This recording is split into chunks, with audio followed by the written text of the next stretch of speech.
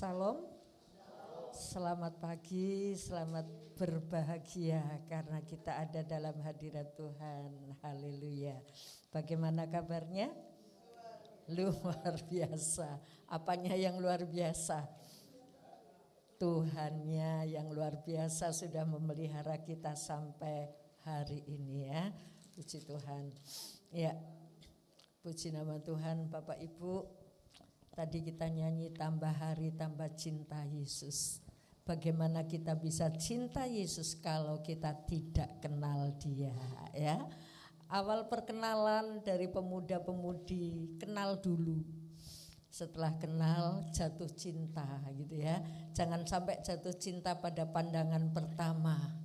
Itu nanti kita bisa ketipu dengan pandangan pertama, dengan kecantikan ya. Tapi kenali dulu.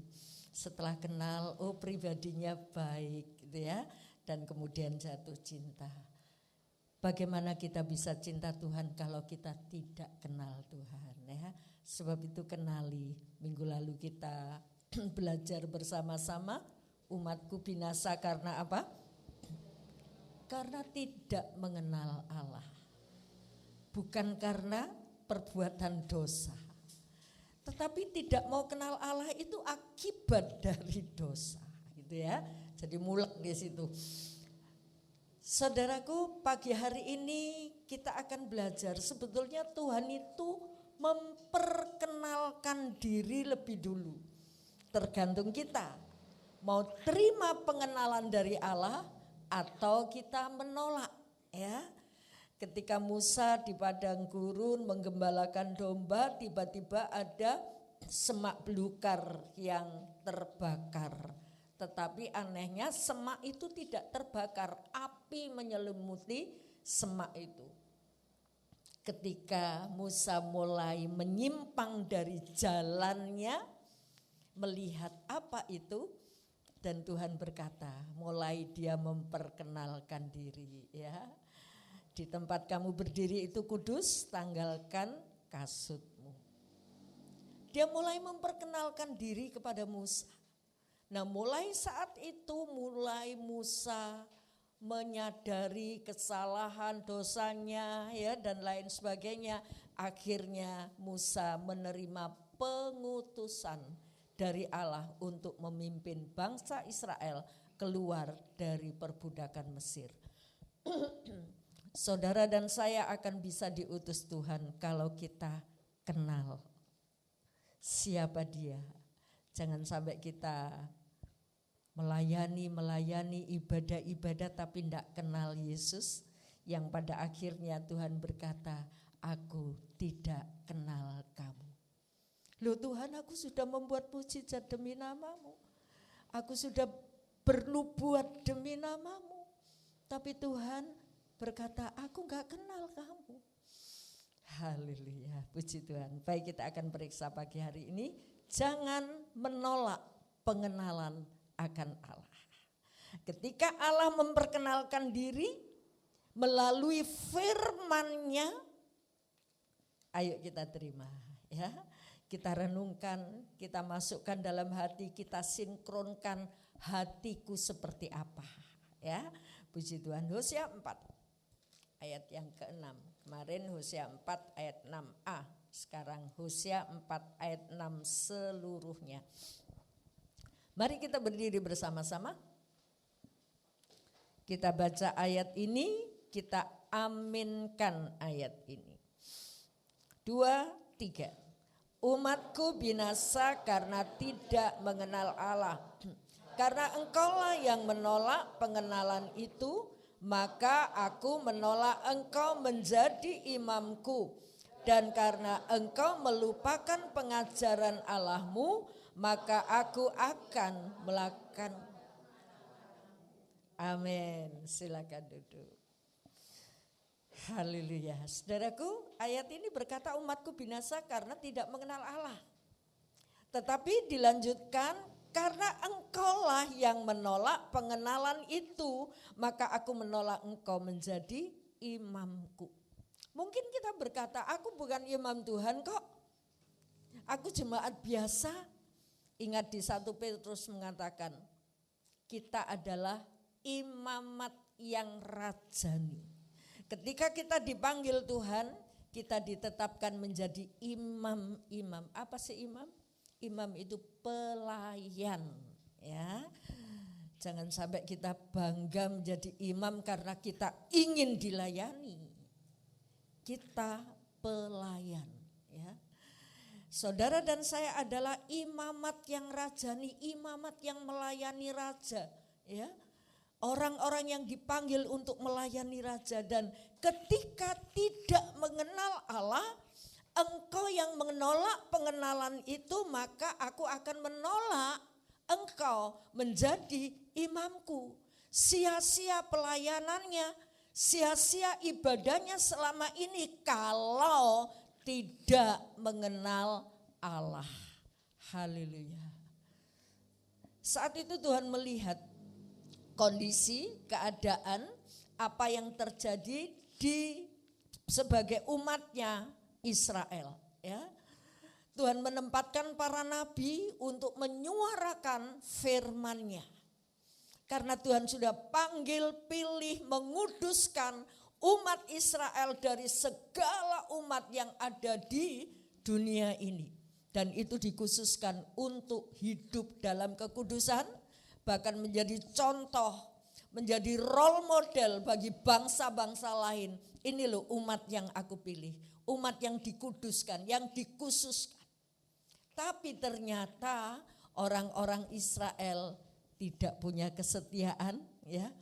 Orang Israel mulai melakukan hal-hal penyembahan berhala, mengikuti bangsa-bangsa lain, saudaraku, karena tidak mengenal, tidak mau mengenal Allah. Karena engkau menolak pengenalan itu. Jadi saudaraku, Allah itu memperkenalkan diri. Tentu seringkali kita ingat bahwa Adam ketika jatuh dalam dosa, tiba-tiba dia tahu bahwa dirinya telanjang. Dan kemudian terusir dari Taman Eden. Ketika terusir dia sembunyi. Siapa yang cari? Tuhan. Tuhan cari. Adam, di mana kamu? Jadi ketika saudara dan saya jauh dari Tuhan dan Tuhan mencari kita, jangan kita pergi, ya. Digoleti malah umpetan, ya. Dicari-cari malah sembunyi, ya. Dan kita tidak akan pernah mengenali Allah. Tapi ketika kita dicari, melalui hati nurani kita digerakkan untuk mendengar suara Tuhan, untuk mempercayai suara Tuhan, bahkan menerima panggilan itu. Dari situlah kita akan semakin kenal akan Tuhan, ya. Puji Tuhan. Ya, Tuhan mengutus Hosea untuk menyuarakan firman-Nya sekalipun umatnya itu sedang dalam ketidaksetiaan. Ya. Sedang dalam ketidaksetiaan. Tetapi Tuhan tetap penuh kasih menyuruh Hosea untuk menyuarakan firman-Nya. Hosea 4 ayat 1 dan 2, silakan.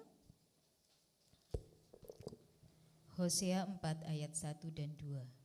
Menentang imam dan bangsa yang tidak setia. Dengarlah firman Tuhan, hai orang Israel, sebab Tuhan mempunyai perkara dengan penduduk negeri ini, sebab tidak ada kesetiaan dan tidak ada kasih dan tidak ada pengenalan akan Allah di negeri ini. Hanya mengutuk, berbohong, membunuh, mencuri, berzinah, melakukan kekerasan dan penumpahan darah menyusul penumpahan darah. Penumpahan darah menyusul penumpahan darah. Tidak setia, berbohong, ya.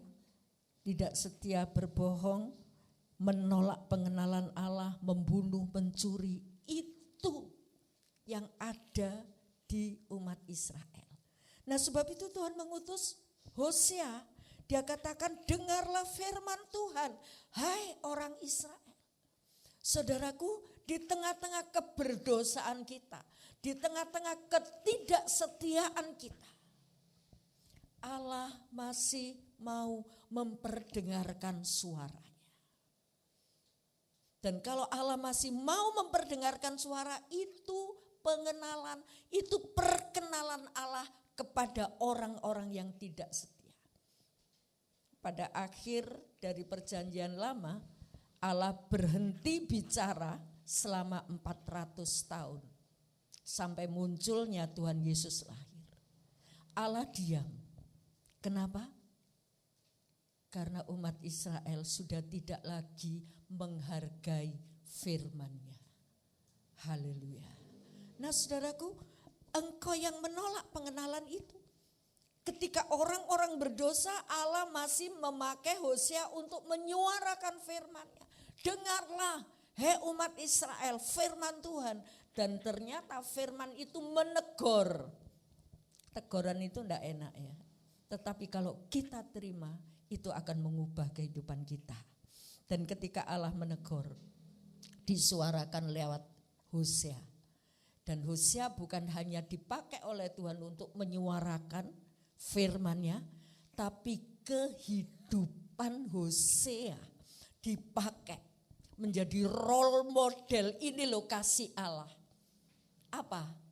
Tuhan menyuruh Hosea menikahi pelacur. Walaupun pelacur itu tidak setia sama Hosea, Hosea tetap mengasihi pelacur itu. Sampai Hosea berkorban sedemikian rupa. Diperintahkan kamu nikahi pelacur. Bagaimana mukanya seorang nabi menikahi seorang pelacur? Tentu itu mempermalukan, tetapi ini perintah Tuhan. Karena Tuhan mau, ini loh kasihku kepada kamu sekalipun kamu sudah berzina rohani, menyembah berhala-berhala, tetapi Tuhan masih mengasihi mereka. Haleluya. Dan salah satu hal yang membuat mereka terhalang mengenali Allah, terhalang untuk tidak mengerti Allah, karena mereka tidak mau. Tuhan sudah memperkenalkan diri, tapi mereka tidak mau kenal. Mari Bapak Ibu, makin hari kita makin peka. Kadang-kadang melalui pujian, melalui suara kata-kata anak-anak sekolah minggu mungkin, kaum muda mungkin, itu kadang-kadang menembus hati saya, oh iya ya, oh iya ya. Dan seringkali itu membuat saya menangis. Karena saya sadar aku berdosa Tuhan. Aku tidak peka dengan suaramu Tuhan. Haleluya. Nah saudaraku, Allah sudah memperkenalkan diri, tetapi orang-orang Israel menolak pengenalan itu. Sebab itu jangan menolak pengenalan akan Allah. Kita melihat satu kisah dari Markus 10. Markus pasal 10 ayat 17 sampai ayat yang ke-27. Ya. Baik, kita akan baca dulu supaya kita semua tahu peristiwanya. Markus pasal 10, kita baca dari ayat 17 sampai ayat yang ke-21. Silakan. Markus 10 ayat 17 sampai 21. Orang kaya sukar masuk kerajaan Allah. Pada waktu Yesus berangkat untuk meneruskan perjalanannya, datanglah seorang berlari-lari mendapatkan dia, dan sambil bertelut di hadapannya ia bertanya, "Guru yang baik, apa yang harus kuperbuat untuk memperoleh hidup yang kekal?" Jawab Yesus, "Mengapa kau katakan aku baik? Tak seorang pun yang baik selain daripada Allah saja. Engkau tentu mengetahui segala perintah Allah, jangan membunuh, jangan berzina, jangan mencuri, jangan mengucapkan saksi dusta, jangan mengurangi hak orang, hormatilah ayahmu dan ibumu." Lalu kata orang itu kepadanya, "Guru, semuanya itu telah kuturuti sejak masa mudaku." Tetapi Yesus memandang dia dan menaruh kasih kepadanya, lalu berkata kepadanya, "Hanya satu lagi kekuranganmu. Pergilah, jualah apa yang kau miliki dan berikanlah itu kepada orang-orang miskin, maka engkau akan beroleh harta di sorga. Kemudian datanglah kemari dan ikutlah aku. Ya. Orang muda ini bukan orang pemabuk. Orang muda ini bukan orang yang brutal. Tapi orang muda ini sudah melakukan hal-hal yang diperintahkan Tuhan sesuai dengan hubungan dengan manusia, ya. Ketika orang muda ini masih gelisah, ini orang muda ini kaya, ya. Kaya dan dia saleh. Tetapi dalam hatinya masih bertanya, apakah aku selamat? Apakah aku dapat hidup yang kekal? Dia sudah melakukan perbuatan baik. Tetapi dia masih ragu, aku selamat atau enggak? Aku menerima hidup yang kekal atau enggak? Dan tentu ini kerinduan setiap orang, ya. Semua orang merindukan untuk hidup yang kekal. Di dunia nyaman, enak, kaya, di sorga. Setelah mati kita menikmati sorga. Itu yang dimaui banyak orang, ya. Nah, saudaraku, kita melihat bahwa orang muda ini bukan orang yang jahat, tapi orang baik, tapi masih meragukan. Nah, ketika dia ragu, dia datang kepada Tuhan Yesus. Guru yang baik, apa yang harus aku lakukan supaya aku memperoleh hidup yang kekal? Jadi dia sudah punya kekayaan, dia sudah punya kesalehan, tetapi dia masih belum yakin kalau dia selamat, kalau dia beroleh hidup yang kekal. Nah, dia datang kepada Tuhan dan Tuhan katakan, mengapa kamu katakan aku baik? Tidak ada seorang pun yang baik, hanya Allah.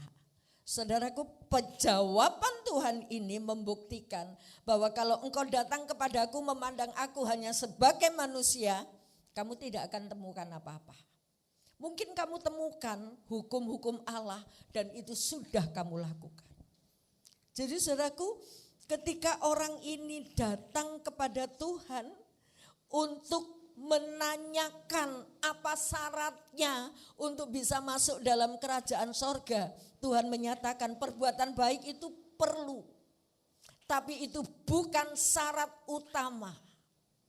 Melakukan perintah Allah itu perlu, tetapi itu bukan syarat utama. Kalau tidak kenal Yesus, melakukan perbuatan baik itu tidak akan membawa kita ke dalam hidup yang kekal.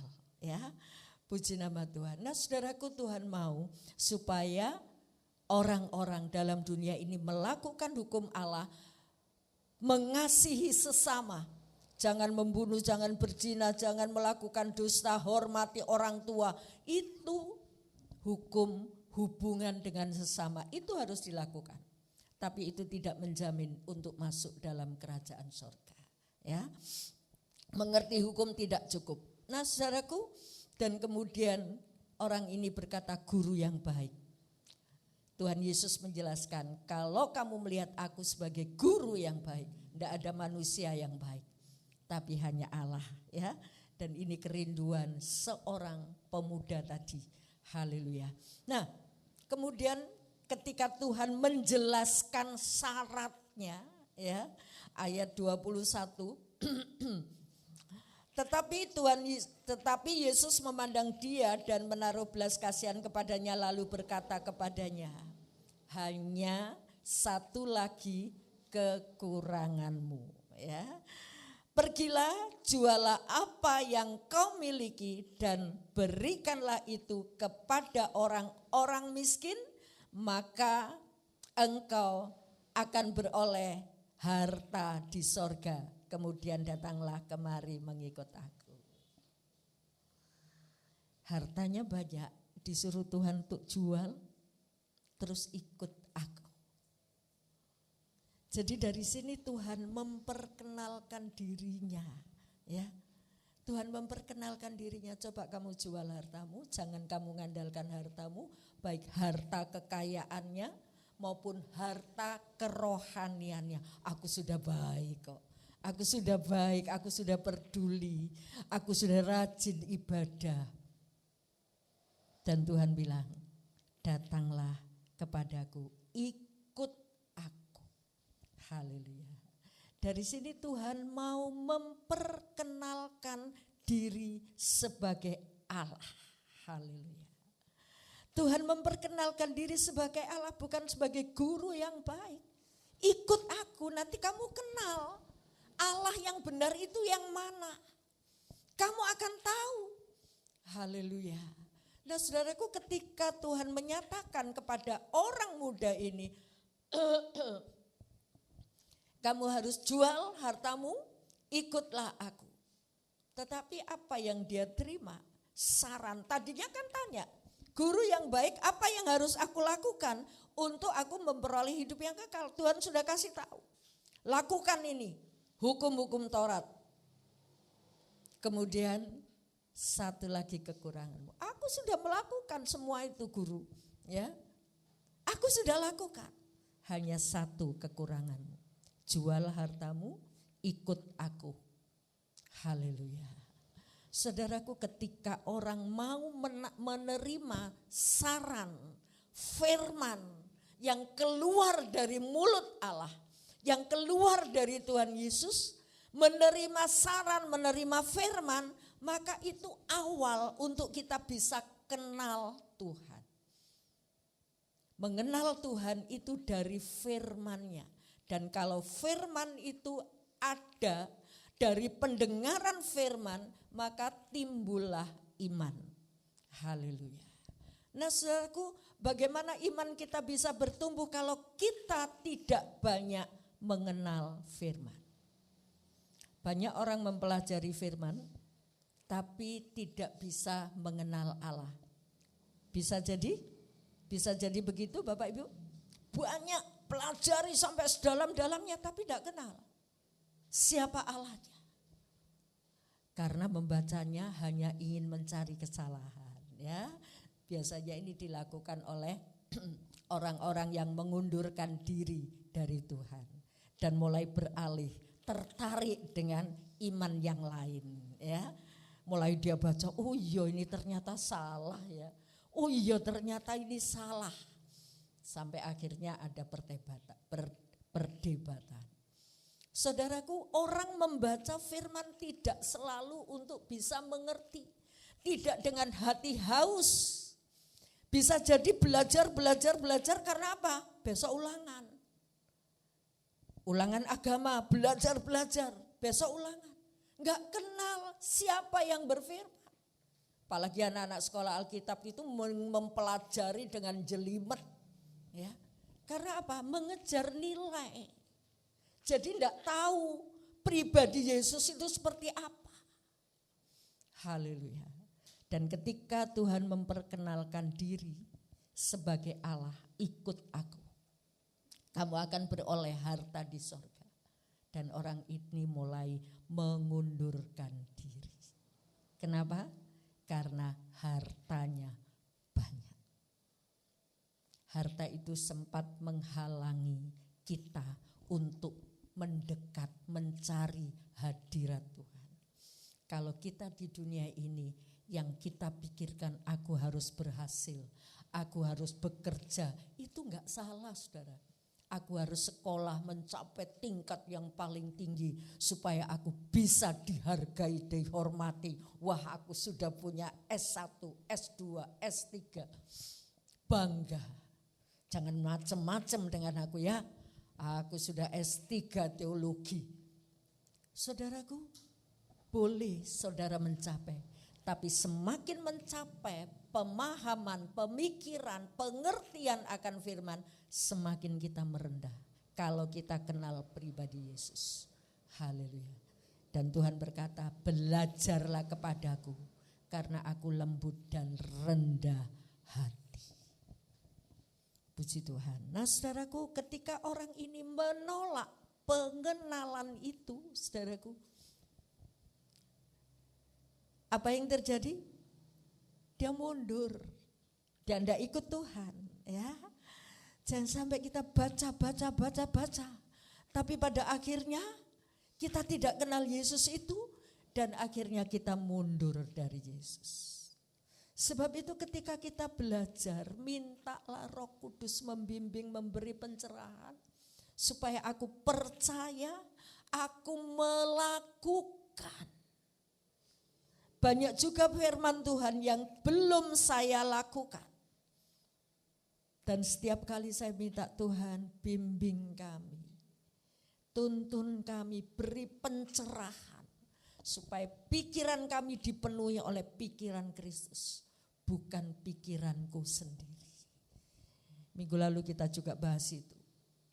Kalau kamu sudah tua, kamu akan mengulurkan tanganmu dan orang lain akan mengikat engkau, membawa kemana engkau tidak suka. Haleluya. Puji Tuhan. Nah saudaraku, akhirnya pemuda ini menolak Tuhan. Sebetulnya pemuda ini saudaraku sudah datang pada orang yang tepat. Yesus.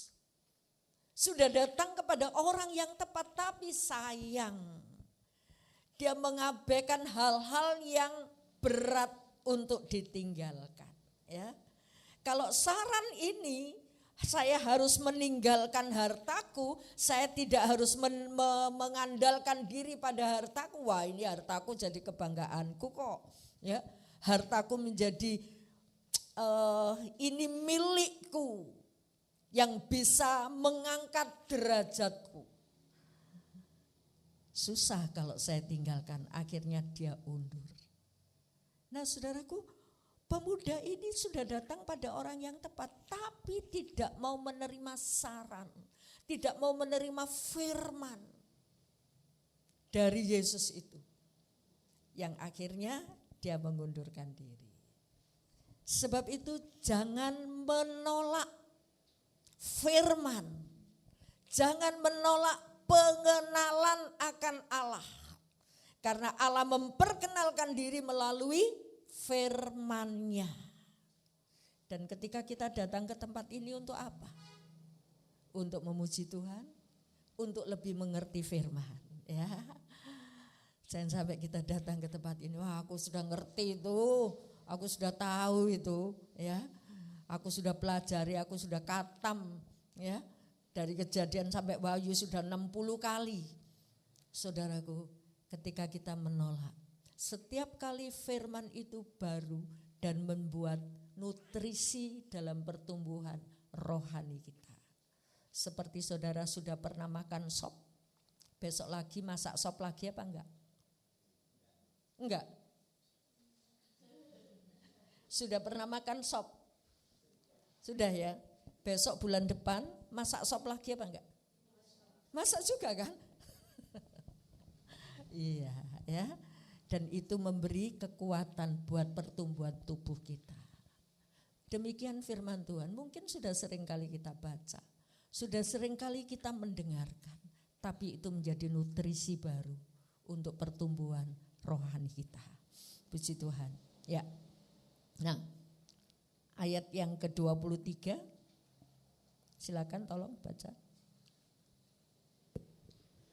Lalu Yesus memandang murid-muridnya di sekelilingnya dan berkata kepada mereka, alangkah sukarnya orang yang beruang masuk ke dalam kerajaan Allah. Ya, ini bukan beruang ya, tapi beruang ya. Tadi bacanya sudah betul.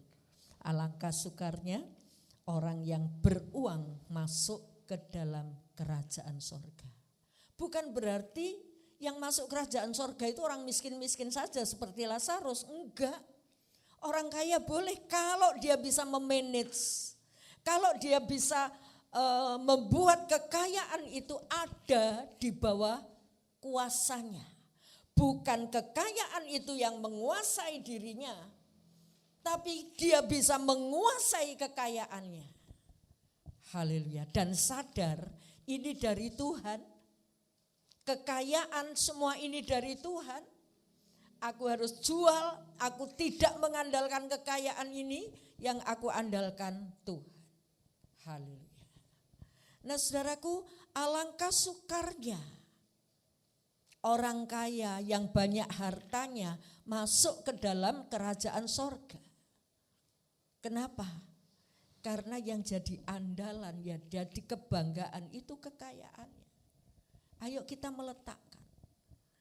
Bukan semua orang kaya harus menjual hartanya, kekayaannya, bukan. Tetapi bisakah kita menguasai kekayaan itu untuk kita bisa mengandalkan Tuhan saja. Bagaimana Tuhan sudah mempercayakan kekayaan itu kepada kita? Bisakah kita menggunakan tepat seperti yang diperintahkan oleh Tuhan? Haleluya. Saudaraku, Tuhan mengasihi. Kenapa? Karena orang ini rindu akan kerajaan, akan hidup yang kekal. Itu kerinduan banyak orang, tetapi seringkali orang tidak mau tahu bagaimana supaya saya menerima hidup yang kekal itu. Percaya kepada anak Allah, anak tunggal Allah, mengikut Dia. Itu jalan untuk bisa menikmati hidup yang kekal. Tapi ini semua dikesampingkan. Yang penting aku berbuat baik. Yang penting aku melakukan, mengasihi, berkorban, tidak membunuh, tidak berzina, tidak berdusta. Walaupun kadang-kadang dusta disembunyikan. Dusta itu disembunyikan. Contohnya ketika kita melakukan hal yang terlarang, kita tidak ngomong sapa-sapa. Atau mungkin suami atau istri selingkuh, ya, ini tahu ini dosa, tapi tidak cerita sama pasangannya. Dusta yang disembunyikan, saudaraku, tidak ngomong, tapi melakukan hal-hal yang mengerikan. Saudaraku, mari ketika kita merindukan kerajaan Allah, dengarkan nasihat Tuhan, lakukan perbuatan baik, ikut aku. Haleluya. Pengandalan diri kepada Tuhan, mengikut Tuhan sampai kita kenal Yesus lebih dalam lagi. Haleluya. Ya, tambah hari, tambah cinta Yesus. Kisah ini kita bandingkan dengan kisahnya Saulus, ya.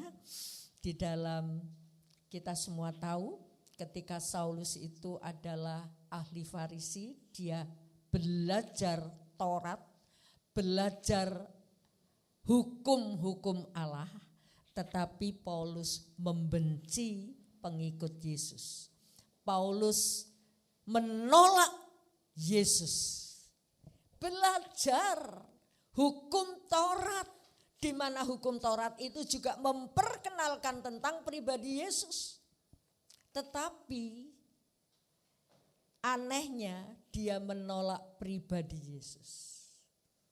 Hati-hati ya, kita sudah banyak mengenal kisah Alkitab, cerita Alkitab, bahkan Sabtu anak-anak kaum muda PA membaca Alkitab itu urut dan dengan pandainya, ya, bisa disampaikan harus ini, harus itu, harus ini, harus itu. Apakah kita cuma bisa mengupas, melakukannya bagaimana? Kita mau belajar, ya. Kita bukan hanya pinter mengupas, menjelaskan, tetapi ternyata sikap dan kelakuannya sangat berbeda. Tapi saya harap untuk pelajaran anak-anak muda ini, mereka juga boleh belajar untuk merenungkan, melakukan, ya, bukan hanya memahami, tapi melakukan. Puji Tuhan. Ya, kita melihat Saulus, ya, dia kenal hukum Taurat, pelajari secara teliti, tapi anehnya dia menolak kehadiran Yesus. Yaitu ketika Saulus itu setuju dengan kematian Stefanus, ya. Kisah 7 ayat 58. Mereka menyeret dia keluar kota lalu melemparinya, dan saksi-saksi meletakkan jubah mereka di depan kaki seorang muda yang bernama Saulus. Ya. Ini ketika Tuhan Yesus sudah terangkat ke sorga, murid-murid makin mendapat kecaman, makin mendapat tekanan, ya. Dan orang-orang yang memberitakan Injil ditangkap, salah satunya Stefanus. Dan ketika Stefanus mendapat hukuman mati bukan karena dosanya, dilempari batu sampai mati. Di situ ada Saulus, ya. Ketika orang mau melempari mati seseorang, itu melemparnya dengan penuh kebencian, dengan penuh semangat. Jadi mereka lepas jubahnya, jubah kan ngeribeti ya. Lepas jubahnya, sing jaga jubah ini Saulus. Dan mereka semangat lempar. Batunya bukan batu kerikil, saudara. Seandainya kerikil pun itu sudah sangat sakit. Dilempari sampai mati. Dan Saulus setuju. Walaupun Saulus ngerti hukum Taurat. Tapi dia menolak Yesus. Menolak pengikut-pengikutnya. Aneh kan? Aneh ya. Puji Tuhan. Nah saudaraku, Saulus awal dia sudah tahu siapa sebetulnya Yesus. Maksudnya itu dia sudah belajar hukum Taurat. Dan hukum Taurat itu menunjuk kepada Yesus. Dan itu dia tidak mau kenal. Tapi dia benci. Karena menganggap Yesus ini sebagai Allah. Ya. Dan Saulus membenci Tuhan juga. Nah, bukan cukup Stefanus yang dilempari batu, tapi dia masih mencari yang lain, seolah-olah haus untuk membinasakan pengikut-pengikut Yesus. Sebab itu dia datang ke sebuah kota, dia minta rekomendasi, ya, izinkan saya untuk mencari anak-anak Tuhan, untuk disiksa, dianiaya dan dipenjarakan bisa jadi. Nah saat itu saudaraku, hati Saulus berkobar-kobar, ingin membinasakan umat Tuhan, pengikut-pengikut Yesus. Padahal dia ahli Taurat. Jangan sampai kita belajar Alkitab akan membentuk kita menjadi ahli Taurat, tapi tidak kenal pribadi Yesus. Yang lemah lembut dan rendah hati. Nah saudaraku, Kisah 9 ayat 1-2 silakan. Saulus bertobat. Sementara itu berkobar-kobar hati Saulus untuk mengancam dan membunuh murid-murid Tuhan. Ia menghadap imam besar dan meminta surat kuasa daripadanya untuk dibawa kepada majelis-majelis Yahudi di Damsyik, supaya jika ia menemukan laki-laki atau perempuan yang mengikuti jalan Tuhan, ia menangkap mereka dan membawa mereka ke Yerusalem. Ya, ini yang dilakukan Saulus ya. Dia orang pinter, dia orang tahu kalau aku melakukan ini supaya saya tidak salah, dia minta rekomendasi dari pemerintah. Dan setelah dia dapat, dia pergi ke Damsyik untuk mencari pengikut Yesus, akan dibunuh, akan dianiaya ya. Nah saudaraku, ini Saulus. Awalnya dia menolak pengenalan akan Tuhan melalui hukum Taurat. Dia menolak. Gak mungkin ini Mesias ini akan menjadi penyelamat. Mesias itu nanti datangnya kalau akhir zaman. Mesias yang ini yang lahir dari Maria ini bukan Mesias. Sebab itu Saulus benci kepada Tuhan Yesus, benci kepada ajaran Tuhan Yesus. Wang Yesus mengaku dirinya Allah. Haleluya. Nah kemudian dia berkobar-kobar ingin membinasakan pengikut-pengikut Yesus. Tetapi saudaraku, ketika dia menolak pengenalan akan Allah melalui hukum-hukum Taurat yang sudah dia pelajari, akhirnya Yesus sendiri menjumpai dia. Ya. 9 ayat 3-7. Pasal 9 ayat 3-7.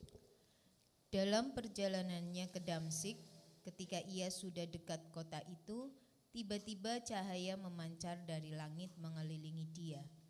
Ia rebah ke tanah dan kedengaranlah olehnya suatu suara yang berkata kepadanya, "Saulus, Saulus, mengapakah engkau menganiaya aku?" Jawab Saulus, "Siapakah engkau Tuhan?" Katanya, Akulah Yesus yang kau aniaya itu. Tetapi bangunlah dan pergilah ke dalam kota, di sana akan dikatakan kepadamu apa yang harus kau perbuat. Maka termangu-mangulah teman-temannya seperjalanan karena mereka memang mendengar suara itu, tetapi tidak melihat seorang pun.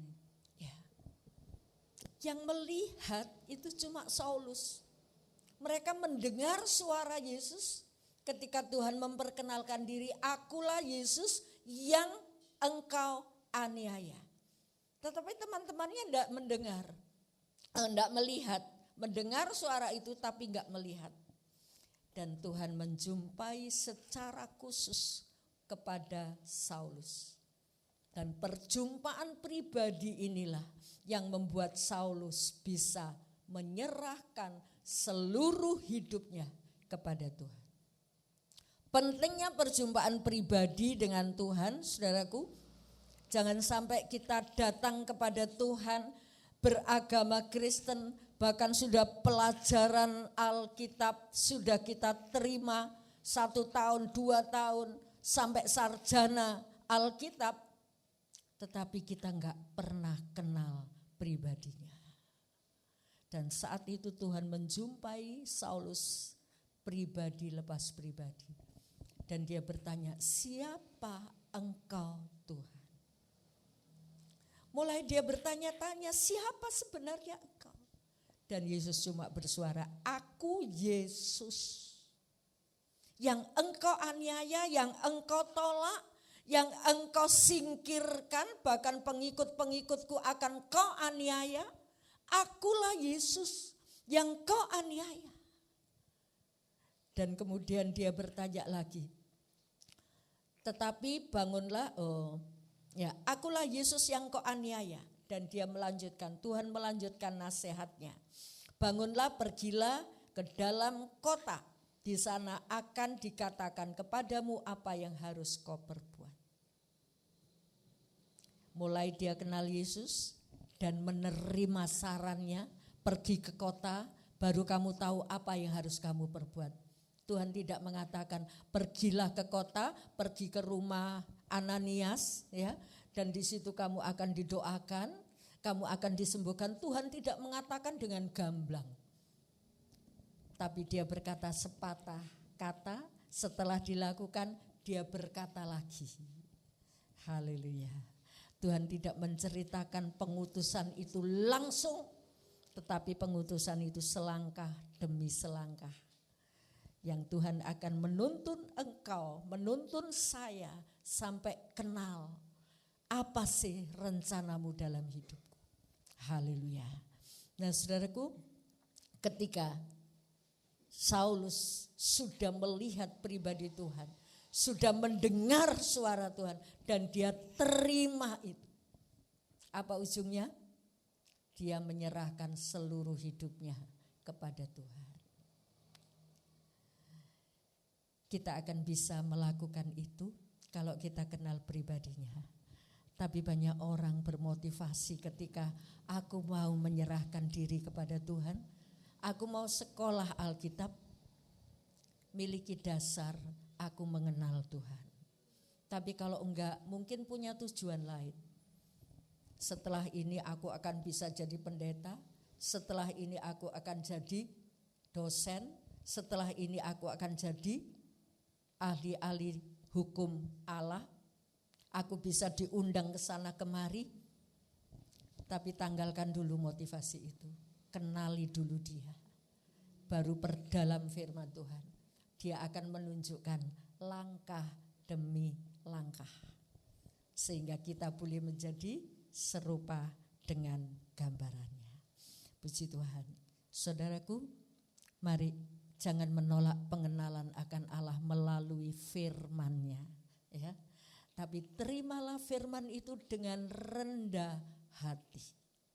Terima firman itu dengan rendah hati, sehingga itu akan mengolah hidup kita, membarui hidup kita makin hari makin serupa dengan Kristus. Pertanyaannya, adakah kerinduan dalam setiap pribadi kita untuk memiliki hubungan pribadi dengan Tuhan, untuk kenal pribadi Tuhan.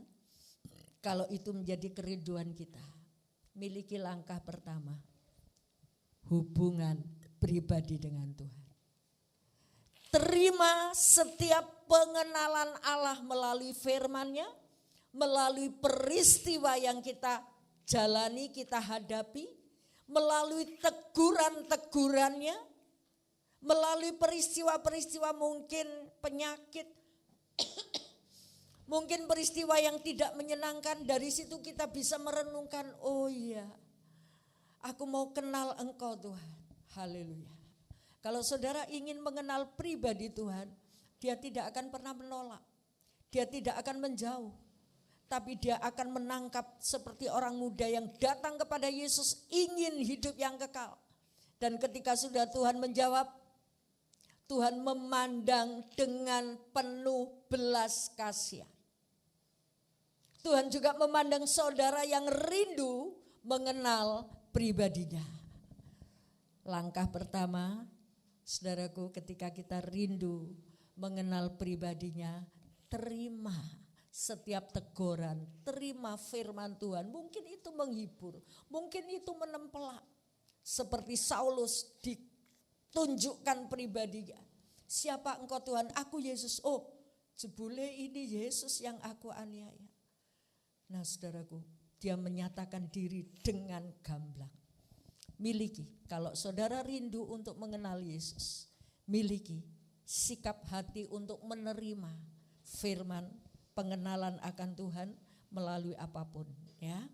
Nah, kemudian miliki hubungan pribadi dengan Tuhan, ya. Miliki hubungan pribadi dengan Tuhan. Jangan sampai ketika kita membaca firman dan menegur kita, enggak, ini bukan buat saya, ini buat mereka. Tapi terima itu sebagai teguran dalam hidup kita. Matius 17 ayat 1. 6 hari kemudian Yesus membawa Petrus, Yakobus dan Yohanes saudaranya, dan bersama-sama dengan mereka ia naik ke sebuah gunung yang tinggi. Di situ mereka sendiri saja. Ya. Saya tertarik dengan kata di situ mereka sendiri saja. Kalimat ini menyentuh saya. Mereka sendiri, namanya mereka. Mereka itu bisa sendiri? Tidak, lebih dari satu orang, ya. Tapi disebut sendiri karena 3 orang ini hubungan pribadi dengan Tuhan. Diajak oleh Tuhan naik ke atas sebuah gunung yang tinggi dan mereka sendiri dengan Tuhan. Miliki hubungan pribadi dengan Tuhan. Dan apa yang terjadi di atas gunung itu? Mereka mulai melihat suasana surga. Mereka mulai melihat bukan seperti Yesus seperti biasanya, tetapi Yesus sebagai Mesias. Dan mendengar suaranya, inilah anak yang kukasihi. Pengenalan lebih dalam akan kita miliki ketika kita punya waktu sendiri dengan Tuhan. Seringkali ketika doa pagi, enggak ada sesuatu yang bisa saya sampaikan kepada Tuhan, cuma ucapan syukur. Itu cukup untuk membuat air mata saya keluar. Mengucapkan terima kasih tentang kasih-Nya Tuhan. Sebab itu Bapak Ibu, ayo kita belajar memiliki waktu sendiri dengan Tuhan. Haleluya. Dan kenali Dia. Mari kita berdiri. Kita mau nyanyikan. Ku rindu diam di bait-Mu, menikmati hadirat-Mu. Haleluya.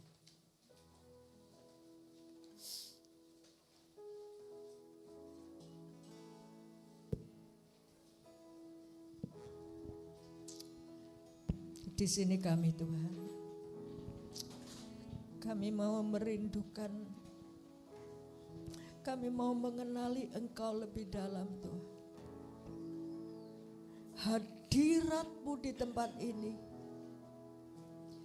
boleh kami rasakan ketika kami menanggalkan segala keakuan kami, ketika kami menanggalkan segala dosa kami. Kami rindu menikmati hadirat-Mu. Kami rindu boleh menyembah Engkau.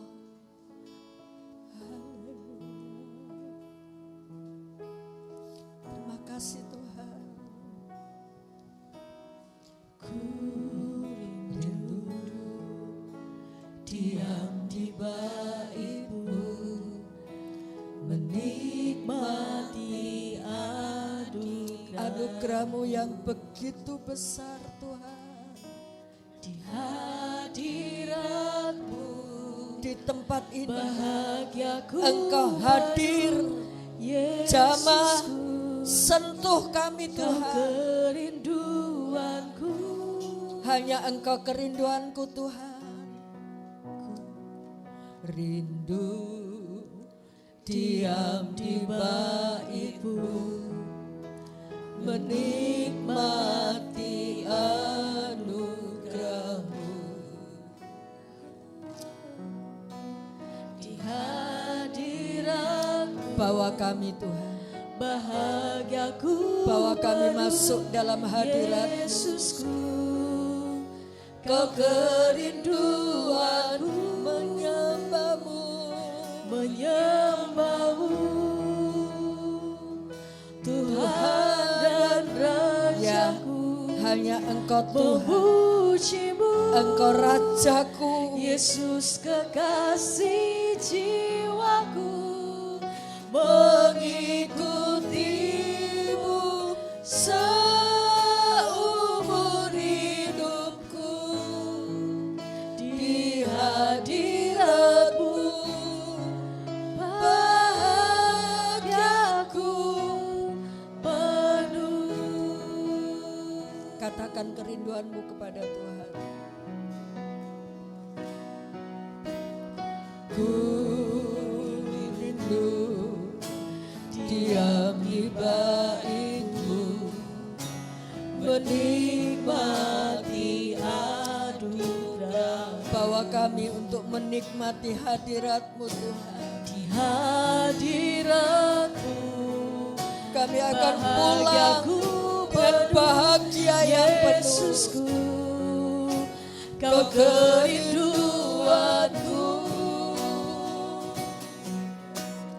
Ku rindu diam di bait-Mu, menikmati anugerah. Ini kerinduan kami Tuhan.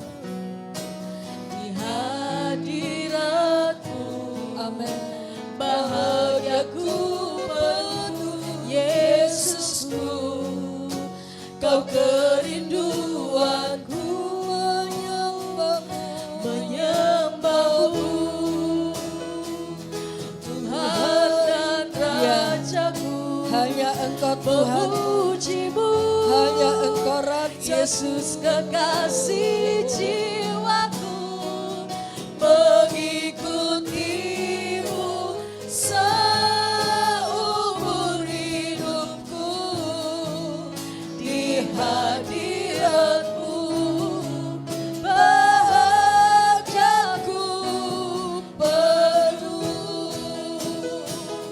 Menyembah-Mu, Di sini kami Tuhan menyembah. dan Rajaku. Kami mau menikmati hadirat-Mu. Memuji-Mu, Yesus kekasih jiwaku.